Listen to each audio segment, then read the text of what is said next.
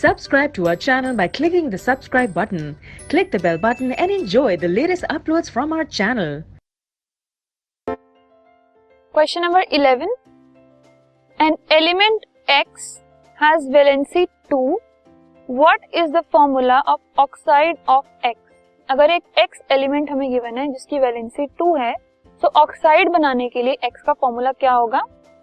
तो ऑक्साइड अगर बनेगी X की, तो X होगा उसके अंदर और ऑक्सीजन होगा, दो ये जो कॉन्स्टिट्यूएंट्स हैं एलिमेंट्स के इस ऑक्साइड के लिए, ठीक है। सो जब ये ऑक्साइड फॉर्म हो रही है, तो दो कॉन्स्टिट्यूएंट्स हैं एलिमेंट्स इन्वॉल्व, वो हो गए दो, X और O, ठीक है। और वैलेंसीज हमें गिवन है दोनों की, X की हमें पता है गिवन है ये कि 2 वैलेंसी है उसकी, सो होगी +2, और ऑक्सीजन की हम जानते हैं कि -2 वैलेंसी होती है।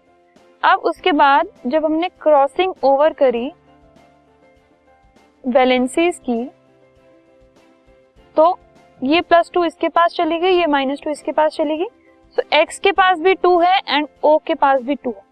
तो या तो हम फॉर्मूला X2O2 लिख सकते हैं या फिर इसको रिड्यूस करके XO लिख सकते हैं। तो इन दोनों में से कोई भी एक फॉर्मूले के साथ X जो है वो एक ऑक्साइड फॉर्म कर सकते हैं।